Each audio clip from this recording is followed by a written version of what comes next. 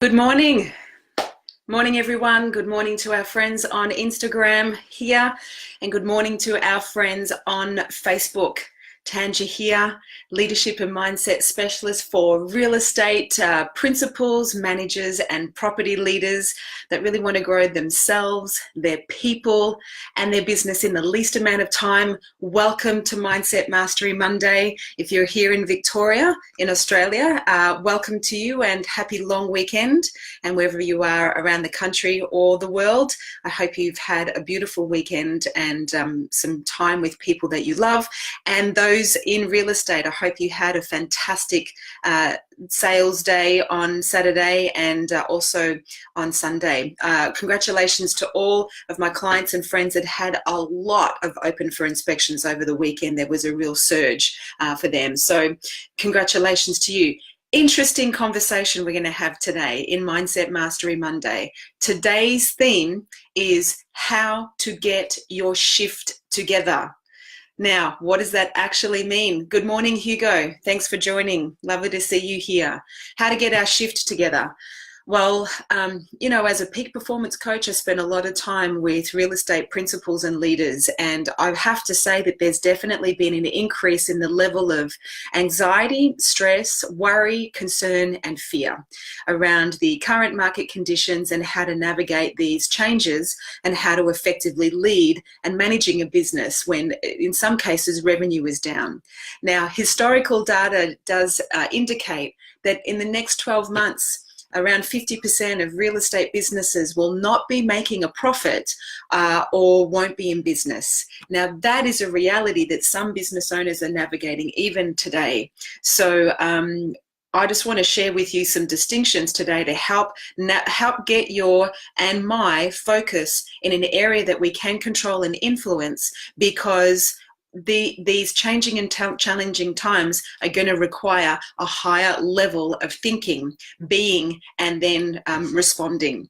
Because when we're in fear, we can do two things. We can react from a very fearful, scarcity, anxious, worried space, or we can respond to what's going on and remain innovative, remain conscious, and remain calm. Easier said than done. So my intention is in this session is to share some simple things that I do for myself to navigate through fear, and that I also support my clients in. And I also share this because there is an unnecessary level of fear and struggle and suffering going on. Even though changes and challenges are happening, we don't need to exacerbate our experience of this by losing our mind in the process. A. B. This was also inspired by a conversation I had with my friends Kylie Davis and Julie Davis, and I'm been navigating my own fear at the moment. So when you take yourself on, when you put yourself out there, and when you're taking a risk, it will definitely elicit higher levels of fear, anxiety, worry, and concern, because we're trying to control an outcome. And Kylie said to me, why don't you just share what you do to navigate through this? And, maybe it'll be useful for others. So Kylie, thanks for the inspiration. So let's take a look, first of all, of what fear actually is. Fear is the unpleasant emotion of the threat of danger, pain, or harm. I'm going to say that again. What is fear? It is the unpleasant emotion of the threat of danger, pain, or harm. Now, have you been there before? Are you there now? I'm keen to know, have you ever had that unpleasant emotion of something's about to happen, whether it's personally or professionally? And when we're in that space, a lot of our systems, our brain, digestive system, everything kind of shuts down or goes on pause, because our adrenal glands kick in, which are the glands just above our kidneys, and we go into fight or flight mechanism. So when there's the threat of danger, pain, or harm, our system shuts down and we're trying to survive because we think there's a saber-toothed tiger coming after us. And for myself, how do I know when I'm in fear? Good morning, Manos. Thanks for your Manos, thanks for your amazing presentation you sent through the weekend for Inspiring Greatness. Cannot wait to see you and Maria do your thing. So back to fear. how do I know when I'm in fear? I can feel my chest start to constrict. I can feel myself start to contract. I start to get very controlling. I start to become a micromanager. I start to Calimera. Oh, beautiful. Warm welcome in Greece. Morning, Lloyd. Great to have you here too. So I'm going to share some things around fear for myself and see what actually happens for you. G'day. Aksha, I don't know if I'm pronouncing that properly. Good morning. So when I'm in fear, I can feel my heart tightening. Hello. I can feel my body tensing. I can feel my energy, my field contracting. I get very controlling. I get very micromanaging. I'm trying to control my environment. When we're in fear, here's what also happens to our brain. We don't have clarity of thought because we're in survival and scarcity. Our ability to innovate shuts down because we can just focus on the basics. We become very, very narrow focused. Now, if you're a leader in real estate and you're in fear of your current reality financially in your business, first of all, I love you, and I will hope that today's session provides a bit of a raft or a shift for you, because as I said in a couple of recent videos, you're the ones that hold the responsibility. You're the ones that are paying the bills every month. You're the ones that go home to your family who you sacrifice time with. G'day, Penny. Like, you're the ones. Morning, Janice. You're the ones. And it can be lonely at the top, no matter what level you're at. Are you with me? Have you ever felt lonely at the top?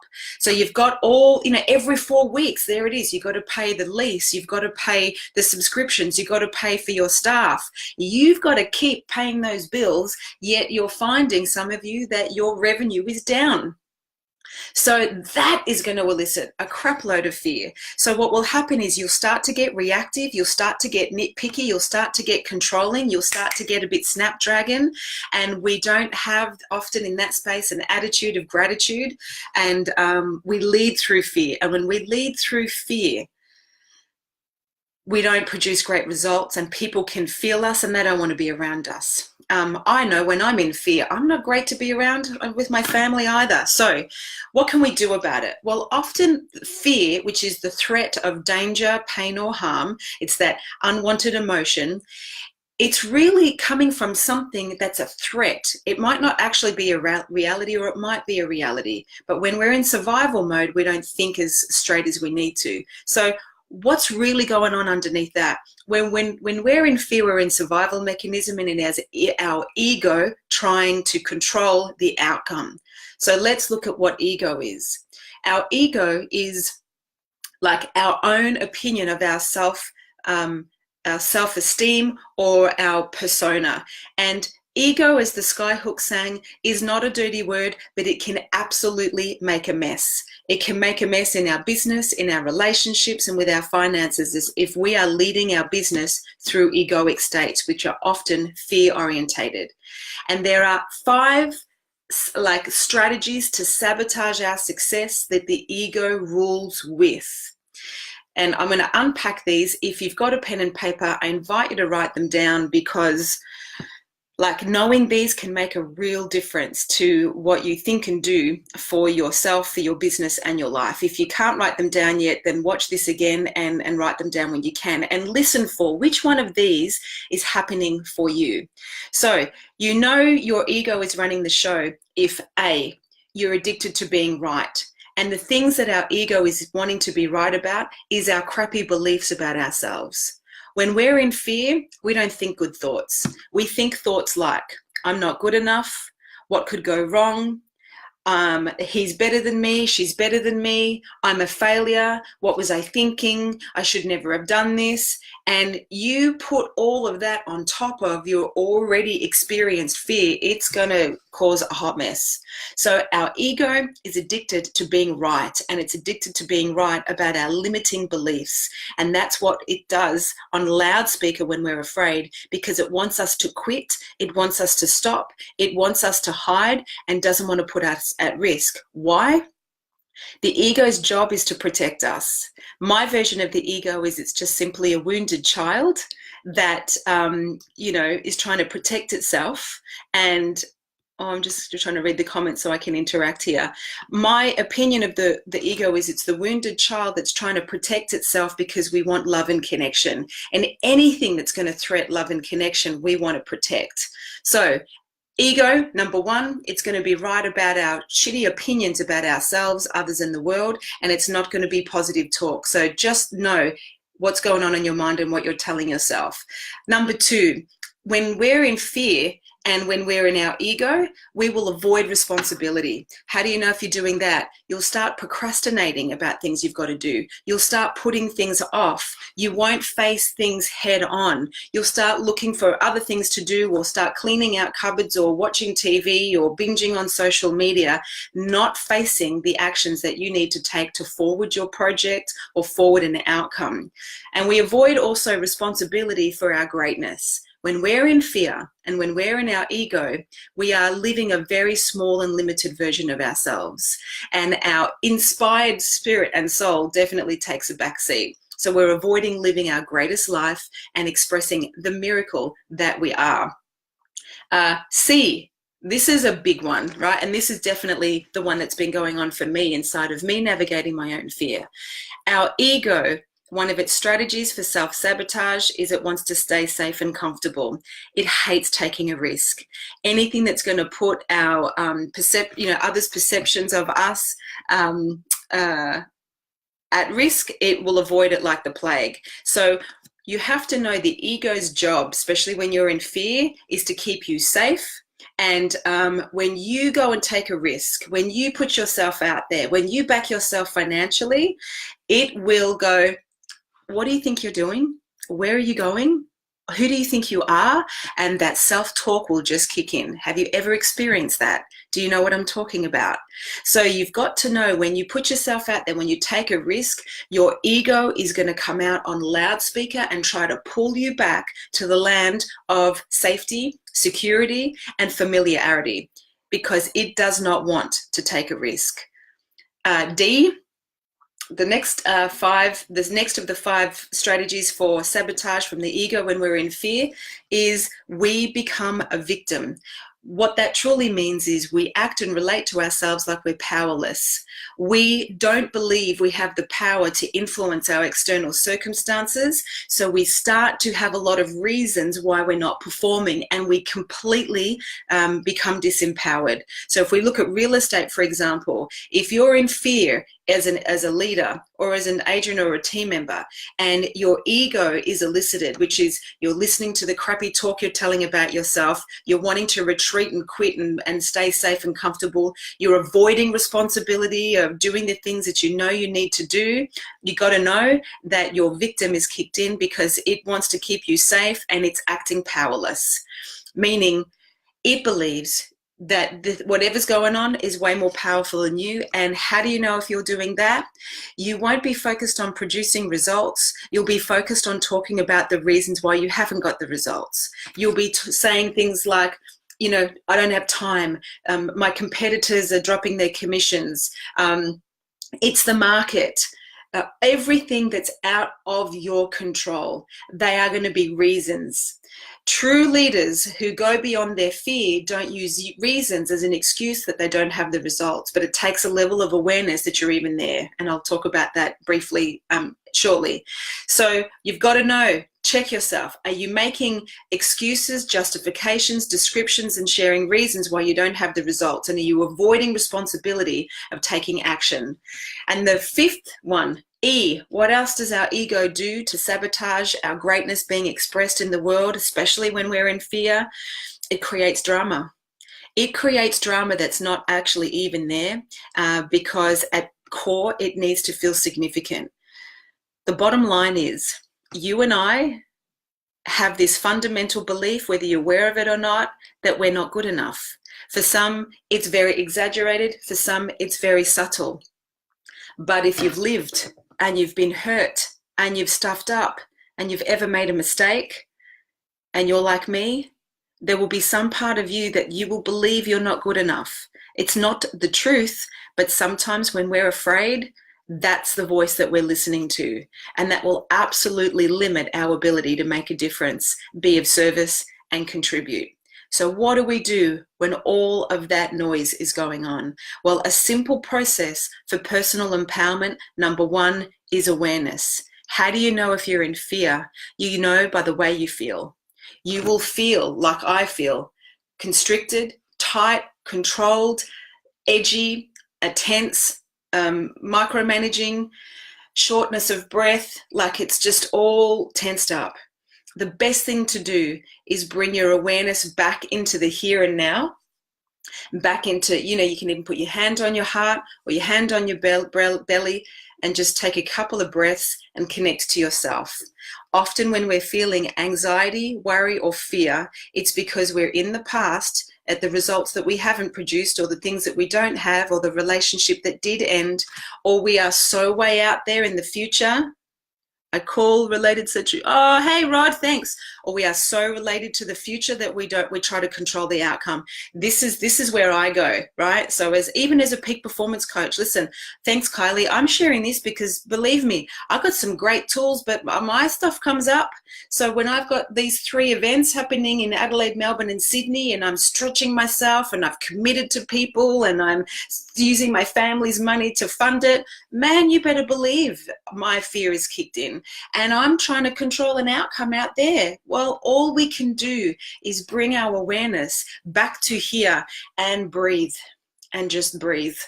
And here's a simple strategy that I use. This has come from an amazing number of resources, but one is called a great book by Dr. Gerald Jampolsky called Love is Letting Go of Fear. There's only 2 places we can be in, guys, in any area of our business or life. We can be in fear, trying to control an outcome or worried about the past, experiencing that unpleasant emotion because of the threat of harm, danger, or pain. Or we could ask ourselves, what would I love? What would I love in this moment? And that's what I practice. Whenever I feel myself tense, I bring my awareness back to my body. I take 3 breaths. I'll wriggle my toes and I'll just go, woo, man, I went on a trip. I absolutely went on a trip right there. What have we got here? What's up? You need to come to Rapid Reality Windsor Terrace, my office in New York City. Hey, who's that? Duke Ramsey. Awesome, Duke. I'd love to be there. So what happens is I bring my awareness down to my heart. I take 3 deep breaths, wriggle my toes, and bring my awareness here. And instead of letting my mind go on a crazy tangent of what's going to happen, I will just go, what would I love? And as soon as we ask ourselves a better quality question, like what would I love? We start to elicit a greater part of our brain and our psyche to start to answer way better questions. So bring your awareness to your heart, 3 deep breaths, wriggle your toes, and bring your presence to your center and ask, what would I love?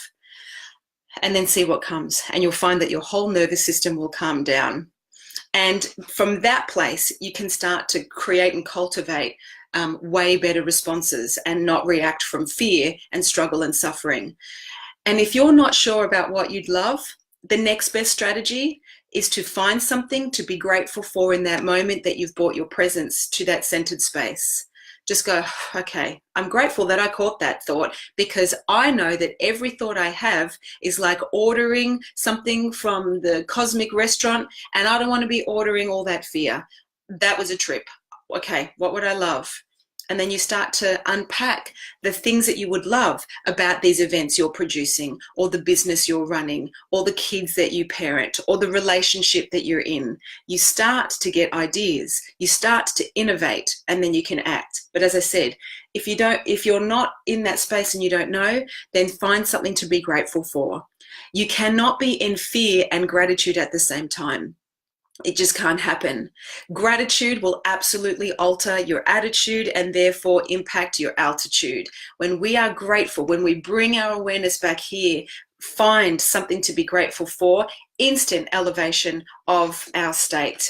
How do I know this? Well, this is an incredible book by Dr. David R. Hawkins called Power versus Force.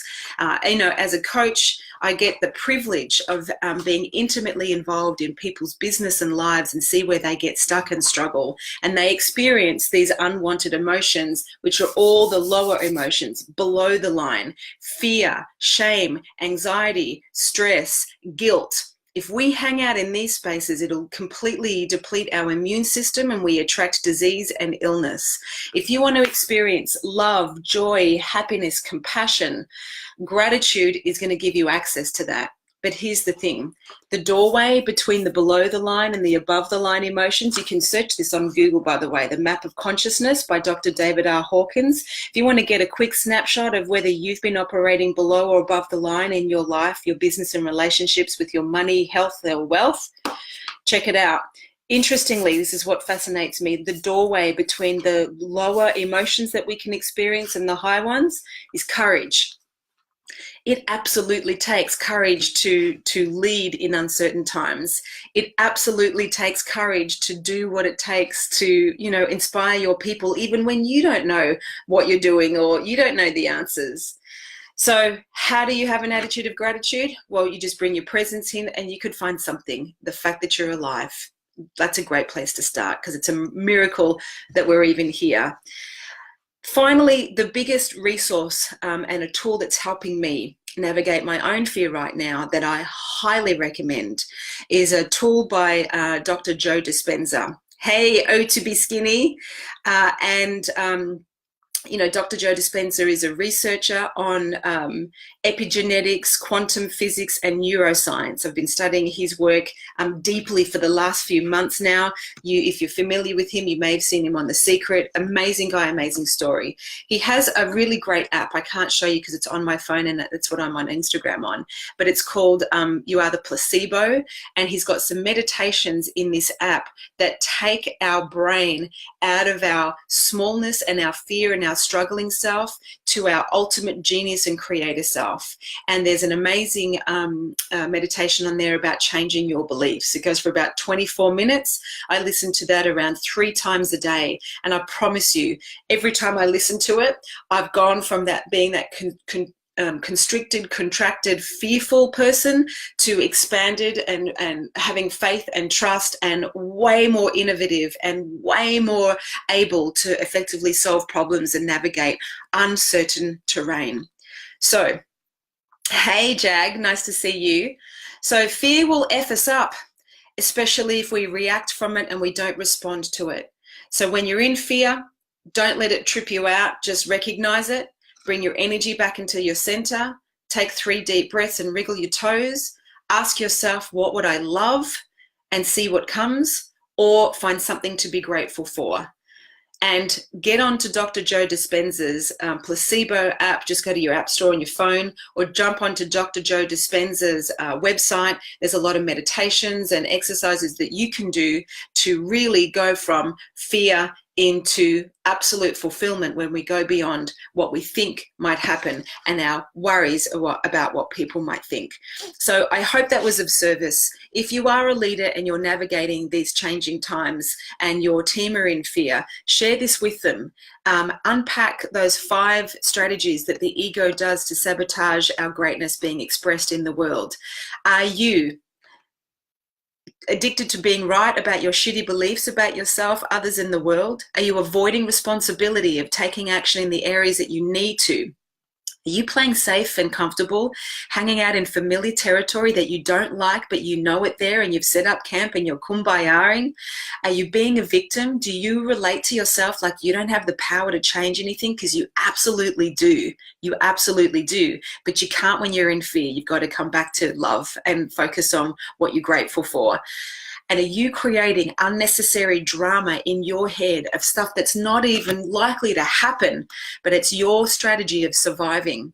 Well, I know I do. So I hope that that's been of service, because I'm not committed to orientating myself in that space. I'm committed to being a master of my own mind and reality. And as I said, get on to Dr. Joe Dispenza's placebo app or his meditations, or check out his website for incredible tools to master your mind in these uncertain times. Hey, Ashley.